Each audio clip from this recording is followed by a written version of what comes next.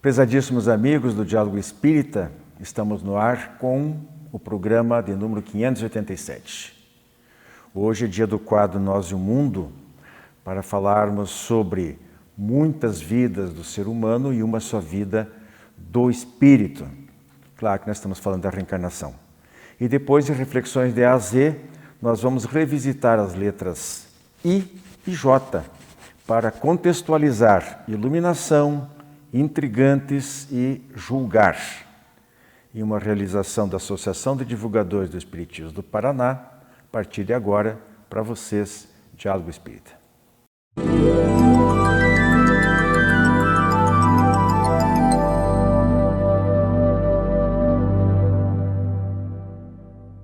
Olá, amigos. No quadro Nós e o Mundo de hoje, estamos aqui a Maria Ana e eu, Rose, e o nosso tema é Muitas vidas do ser humano, uma só vida do espírito. Mariana, isso é verdade? Verdadeira. Por quê? Porque o espírito é imortal, né? Então, ele tem uma vida. Agora, nós temos várias existências. Só que nós falamos que nós temos várias vidas, mas não é várias vidas, são várias existências, né? Que nós temos a jornada carnal, é um laboratório de experiências, né, valiosas para a felicidade real. E por isso a reencarnação é imposta a todos os espíritos. Então, por que nós temos necessidade da reencarnação? Porque nós somos espíritos imortais, nós temos que aprender, nós estamos aqui para evoluir. Então, quando nós falamos as minhas vidas, né? É uma maneira, uma expressão equivocada, né? As minhas existências, né? Então, hoje eu estou de Maria Ana, mas ontem eu não sei quem fui e também não sei quem eu serei no futuro, mas eu vou construir o meu amanhã a partir de hoje, né? Então, essa construção do meu futuro começa hoje. Então, o espírito é um, então ele guarda toda a sua experiência em si. Ele não se perde. Então, não são vidas, não é uma coxa de retalho, é uma continuidade, é uma linha do tempo, né, contínua. É verdade. Eu me lembro, né, quando você fala disso, das provas científicas de que isso é verdade, né? Nós, a cada existência na Terra, nós trazemos, às vezes mudamos de sexo, temos um outro grupo reencarnatório, né? Embora o grupo espiritual familiar permaneça o mesmo, mas temos necessidade, às vezes, de experiências em aspectos que nós não desenvolvemos tanto ainda, então muda um pouco o tipo de existência que a gente escolhe aqui na vida terrena. Entretanto, existem provas desse fato. Eu me lembro do professor Ian Stevenson, um psiquiatra canadense, professor universitário, que pesquisou as memórias de outras vidas. Ele se baseava em lembranças espontâneas de crianças e tem centenas de casos pesquisados, livros publicados, etc. E ele pesquisou um caso no Brasil, muito conhecido, que foi o da Maria Januária, era chamada Sinhá, que desencarnou em 1917. Mostrando a continuidade da existência na sua encarnação seguinte e algumas características que apareciam nela, além das memórias da existência anterior. A Sinhá era de uma família muito próspera, tradicional de Porto Alegre, e tinha um desejo imenso de estudar, mas naquele tempo, né, início do século passado, às vezes as moças não tinham condições de prosseguir nos estudos, então ela não conseguiu realizar esse desejo. Ela se apaixonou por um moço de status social um pouco inferior ao da família dela, que tinha uma excelente posição social e que também não era rico, e a família proibiu o namoro. Como eles eram muito apaixonados e o moço não tinha assim, um profundo equilíbrio, ele cometeu suicídio.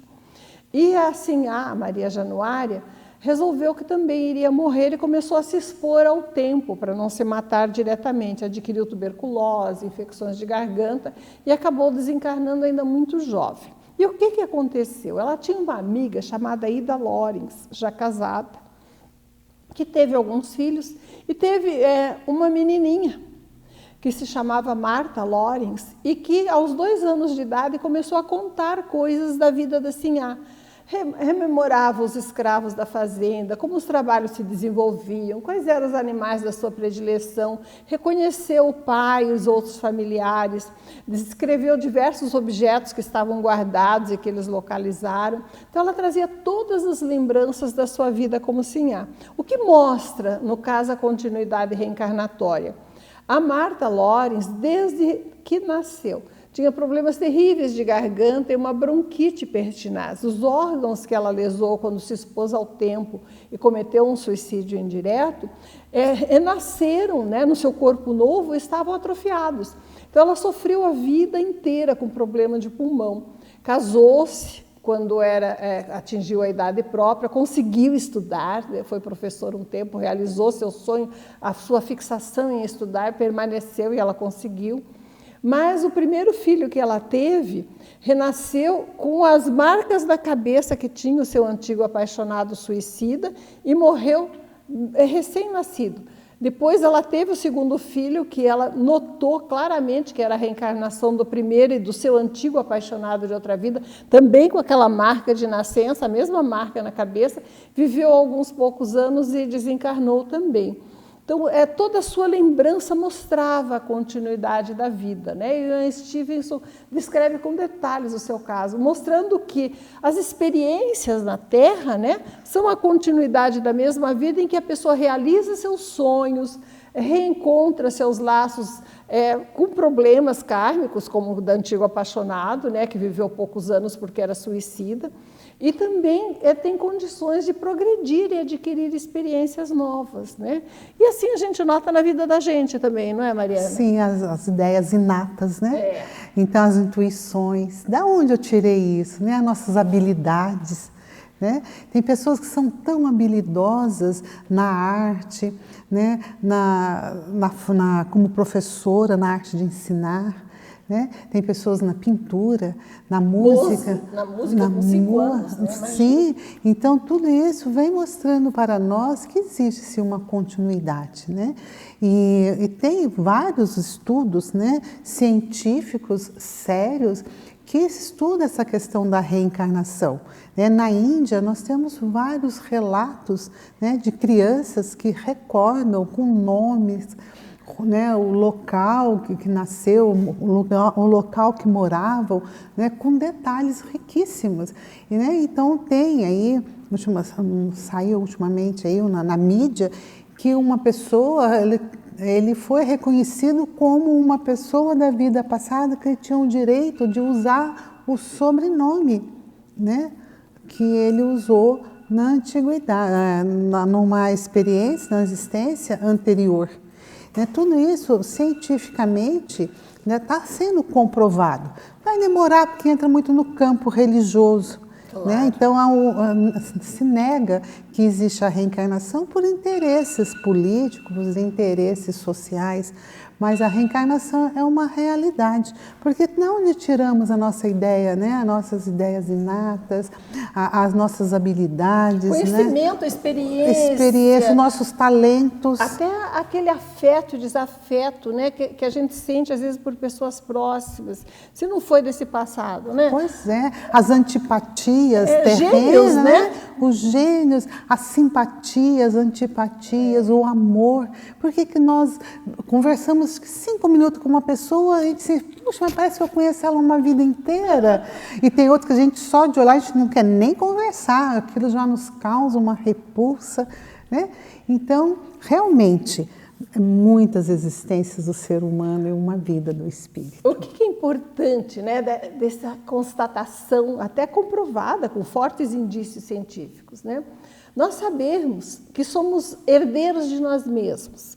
E que as experiências que nós temos nessa vida, o grupo familiar que nos acolhe, as limitações, inclusive orgânicas e às vezes sociais, financeiras, né, que nos cercam, não são castigo, expiação e prova apenas. Elas são, acima de tudo, oportunidades de aprendizado. A nossa vida é programada e nós a modificamos de acordo com o exercício da nossa vontade, somos livres, é claro. Mas ela é programada para nos dar o conhecimento e a experiência nos pontos em que nós ainda estamos incipientes, que nós precisamos desenvolver. É assim que o impaciente sempre encontra situações que o irritam, para que ele aprenda a ter paciência. É assim que aquele que tem dificuldade, né, em determinada área encontra os obstáculos, os desafios, para que ele transcenda a sua realidade. O fato de que somos herdeiros de nós mesmos e que temos uma programação reencarnatória não nos exime da responsabilidade de tomarmos as melhores decisões agora para modificarmos a situação atual, melhorarmos o nosso destino, trabalharmos pela aquisição da experiência, porque isso faz parte do projeto divino para nós. Nós somos um só espírito ao longo dos milênios. Renascemos tantas vezes quantas forem necessárias para aprimoramento do nosso conhecimento, experiência, sensibilidade e capacidade de amar.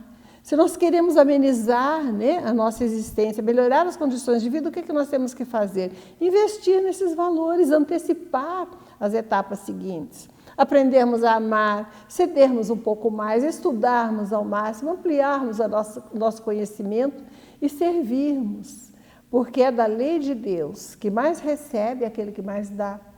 E que mais é digno de proteção, auxílio, modificação das situações kármicas, aquele que aprende a ser generoso e a partilhar o pouco que tem. Muita paz, fiquem conosco. Você conhece o Clube do Livro Espírita de Curitiba? Com ele, você tem descontos de até 60% no preço de capa. E a cada 2 meses, recebe 1 ou mais livros em seu endereço. Associe-se e tenha o melhor da literatura espírita em sua casa e ainda ganhe uma assinatura do jornal Comunicação Espírita durante o período de 1 ano. Clube do Livro Espírita de Curitiba. Associe-se e contribua para a manutenção do programa Diálogo Espírita.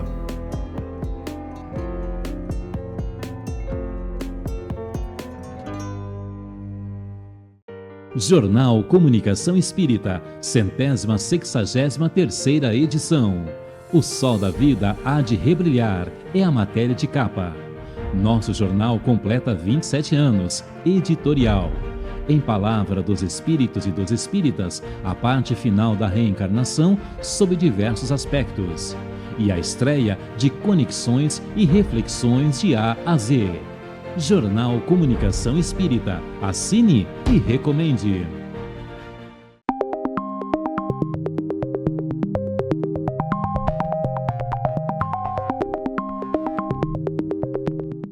Prezados amigos, nosso quadro Reflexões de A a Z de hoje, nós vamos dar uma paradinha nas letras I e J. E vamos tentar contextualizar aqui 3 palavras com conhecimento espírita, com aquilo que a gente vivencia, tentando, digamos assim, sem trocadilho com a primeira palavra, que é a iluminação, mas lançar um pouquinho de luz nesses conceitos aí. Então, como eu disse, iluminação, intrigantes e com letra J, uma palavrinha chamada julgar, ok? Vou começar aqui com a Andréia, depois a Mariana pode complementar. Com a letra I, então, iluminação. Lembrando do Buda, que era chamado o iluminado, né, Andréia? Exato. Mas nós não somos, estamos longe também, foi um grande ser, né, respeitável. Mas a gente está a caminho também disso aí, nós temos que fazer essa jornada, né?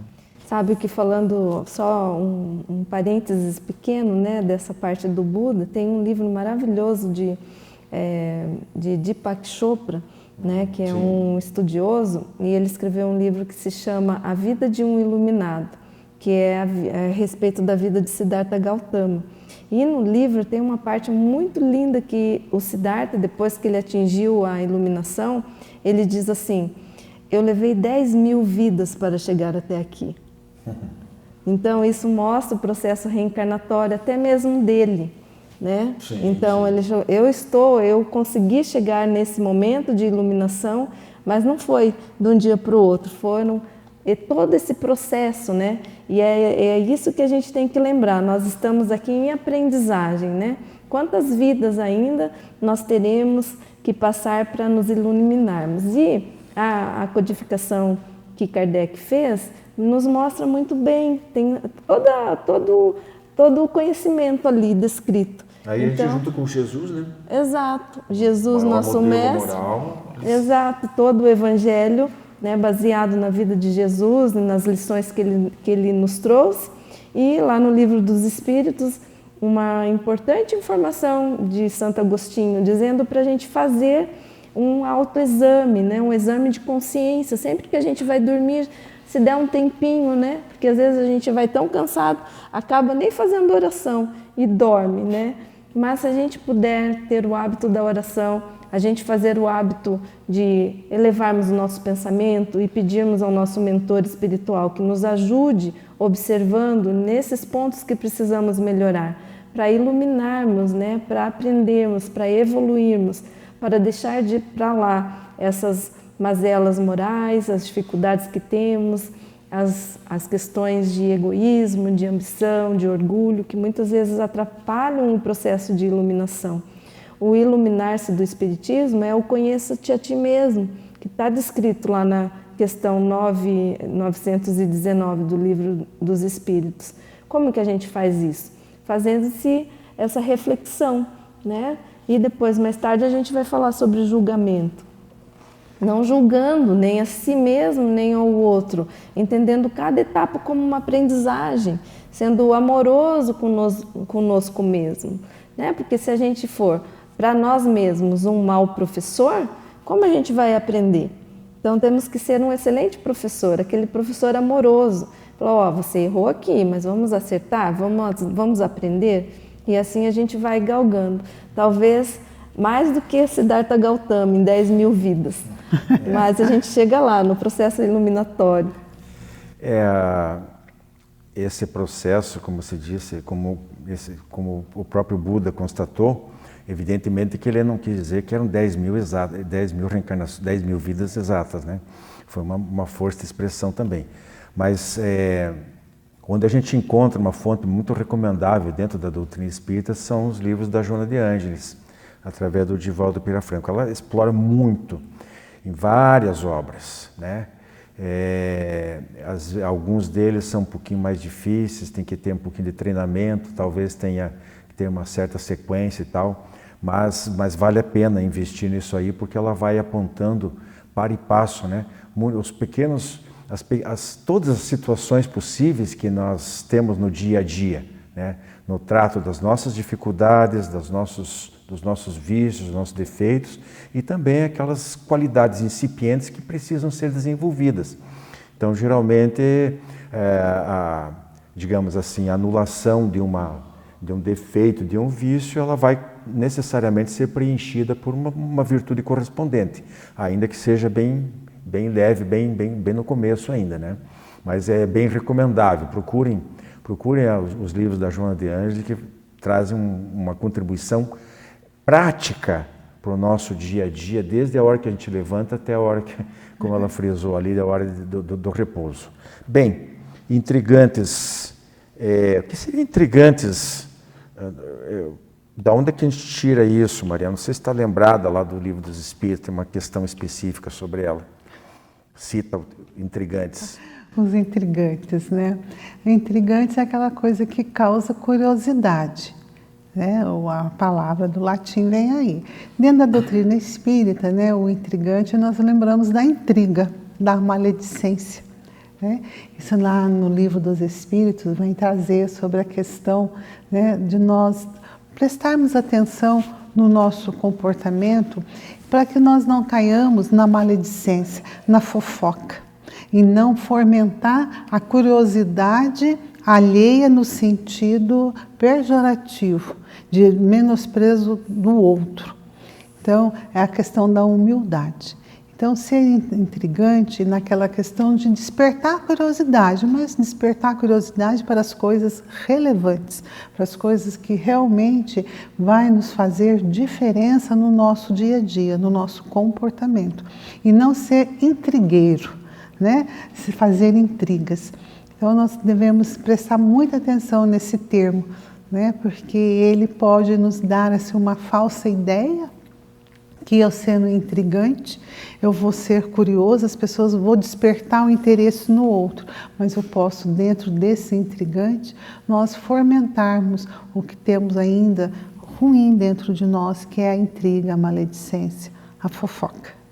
E o instrumento disso tudo é a língua, né? É a língua. Meio difícil. Até consegue.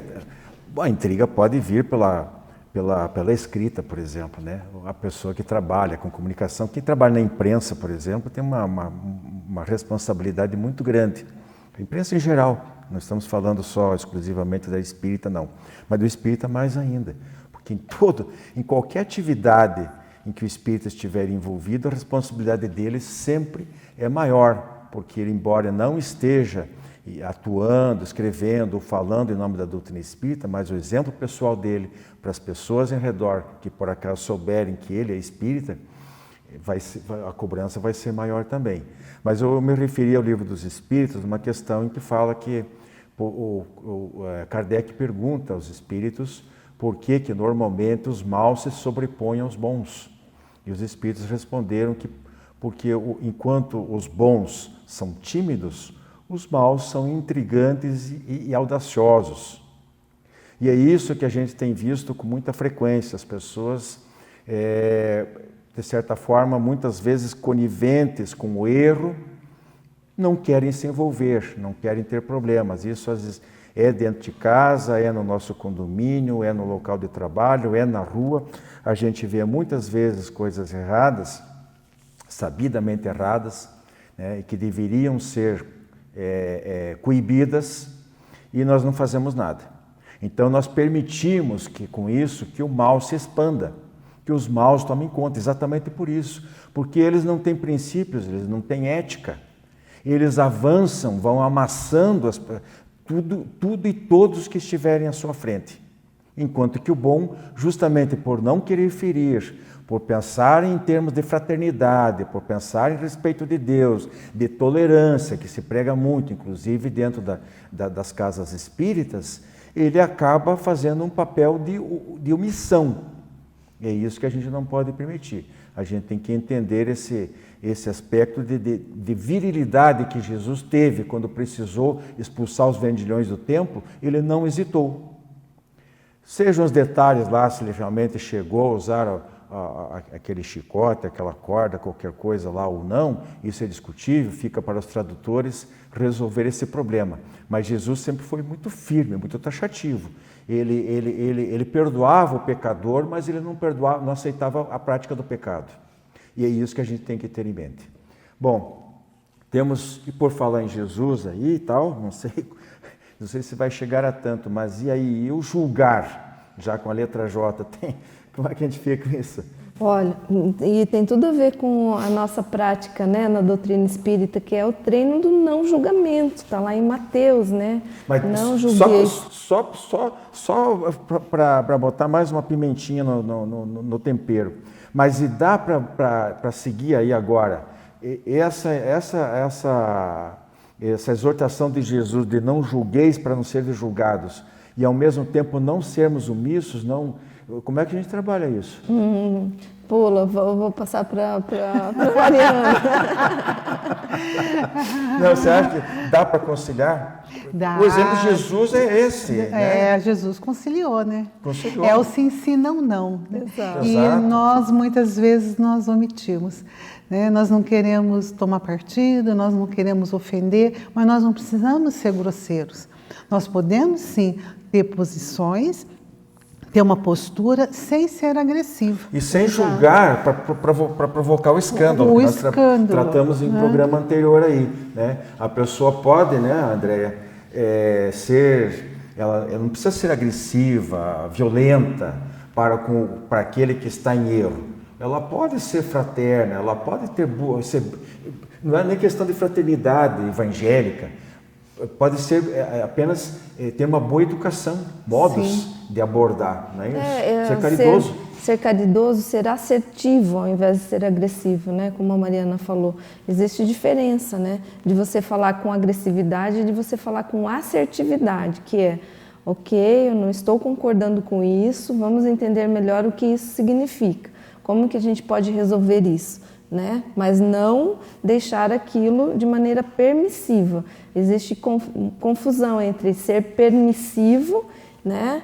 Deixar aquilo acontecer sem se colocar, sem pôr o limite. Eu acho que é aqui que entra a diferenciação. O não julgamento é uma prática muito ligada a autoconhecimento, a iluminação, de certa forma. Porque quando a gente olha para o outro e a gente entende a vida do outro, que ele também está passando pelo mesmo processo de aprendizagem que nós estamos passando, naturalmente a gente não julga, né? É diferente de fazer o entendimento, porque às vezes a gente precisa levantar os pontos em qualquer situação, de trabalho, por exemplo, na clínica, onde for, né? A gente precisa levantar os pontos, entender o que está acontecendo para poder ajudar aquela pessoa ou ajudar a situação, né? O julgamento, ele tem um quê de maldade, né? Quando eu coloco o outro numa situação de estou só criticando, fazendo a intriga, como a Mariana colocou. E para a gente não fazer o julgamento, no outro prato da balança, a gente tem que colocar a indulgência, né? Que é entender o erro do outro e falar com amor. A gente deve sim colocar o limite, como falamos em tantos momentos nos outros programas. Não deixar que as coisas aconteçam sem a gente se colocar de maneira assertiva, mas também ser indulgentes para com a condição do outro, né? Às vezes é necessário a gente reavaliar a situação, a gente esfriar a cabeça, né? Reavaliar para poder falar com maneira um pouco mais amorosa.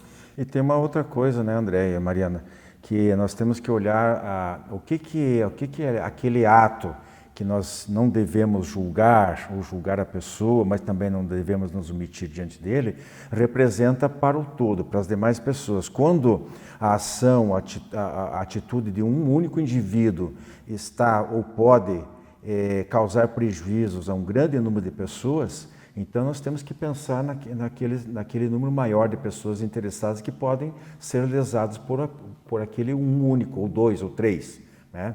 Então a sociedade, ela não pode aceitar certas quebras de regras, por exemplo, da vida em sociedade, em nome do livre-arbítrio. Porque na doutrina espírita nós falamos muito em livre-arbítrio, mas o livre-arbítrio tem limite, o meu direito acaba quando começa o do vizinho. E essas pessoas, justamente por serem inescrupulosas, por serem ousadas, se ela deixar lá, eu falei, ela passa por cima. Sim. Né? Então você respeita como bonzinho e ele se aproveita da tua bondade e te explora, prejudicando às vezes uma comunidade inteira. É para isso que nós estamos aqui, nós estamos para aprender junto com o convívio, com tolerância, com amor, com caridade, mas temos que realmente estabelecer prioridades. Quem é a prioridade? É o 1 ou é o 10? É o 10. Então esse 1 ele tem que ser limitado, né? Não podemos permitir que ele continue cometendo grandes barbaridades. Bom, nosso quadro de hoje fica por aqui e esperamos poder contar com a audiência de vocês na próxima semana novamente. Grande abraço.